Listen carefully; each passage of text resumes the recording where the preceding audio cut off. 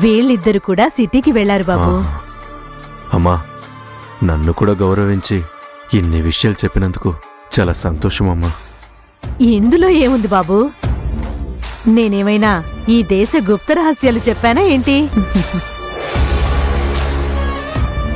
నువ్వు చెప్పే ఒక్కొక్క విషయం నాకు గుప్త రహస్యమేమంటే సత్య గుణ కూతురు కాదు, ఈ వరదరాజు కూతురని తెలిసిపోయింది.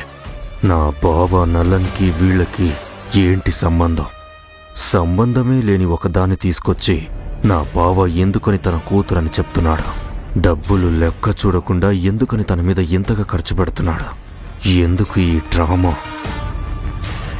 ఏమీ అర్థం కావట్లేదే. కనుక్కుంటా.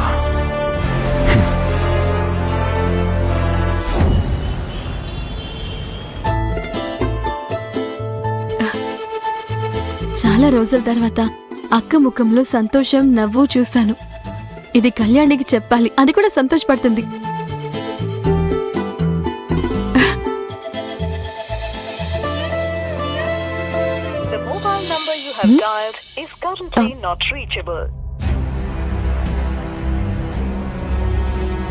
కళ్యాణి నెంబర్కి కదా కాల్ చేశాను, ఎందుకు కాల్ కనెక్ట్ అవ్వడం లేదు?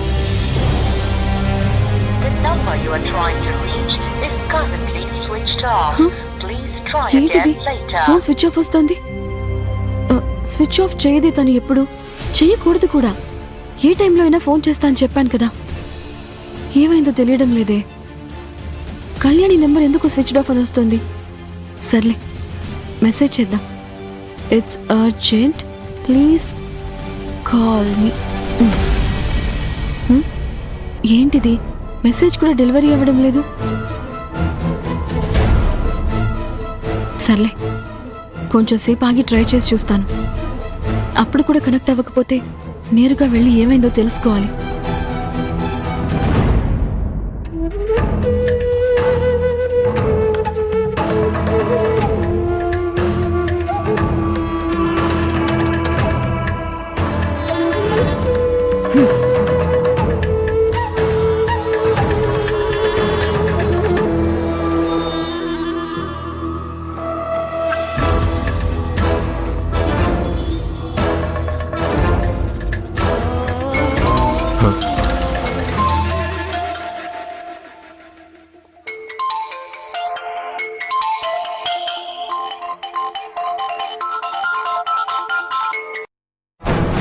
ఏయ్ సువర్ణ, ఏంటి ఈ టైంలో కాల్ చేశావు? బాస్, మీరెక్కడున్నారు?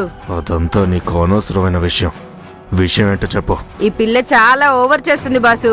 మధ్యాహ్నం అన్నం తీసుకొచ్చి పెడితే తినలేదు, ఇప్పుడు టిఫిన్ కూడా తినలేదు. నాకు పిచ్చి కోపం వస్తుంది. ఓ, అలా నీ పస్తు నుండి చావుమోను. ఏంటి, నాకు వేరే పని పాట లేదా? చెప్పండి బాసు, ఇప్పుడే దీన్ని చంపేసి చెత్త కుప్పలో పడేసి వెళ్ళిపోతా. ఈ ఒక్కరోజు ఆగు, రేపు నేను వచ్చేస్తాను. నువ్వు కొంచెం ఓర్పుగా ఉండు. దాన్ని అడ్డు పెట్టుకుని చేయాల్సిన పనులు కొన్ని ఉన్నాయి. సరే బాసు, నా ఓర్పుని పరీక్షించకుండా త్వరగా రండి. నేను మర్డర్లు సెటిల్మెంట్ చేసేదాన్ని, దీనికి సేవలు చేసేంత ఓపిక నాకు లేదు.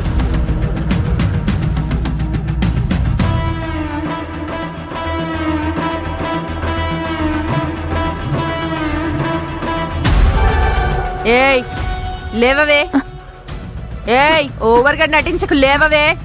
ఇంకో 24 గంటలు మాత్రమే నువ్వు బ్రతుకుంటావు. అంతలోపు ఈ పరోటా కర్రీ తిని నీ ఆకలి తీర్చుకో. ఆ తర్వాత నువ్వు పైకి పోతావు. ఈ నీళ్ళైనా తాగు. ఇదిగో తాగు, తాగవే, తాగు, తాగు.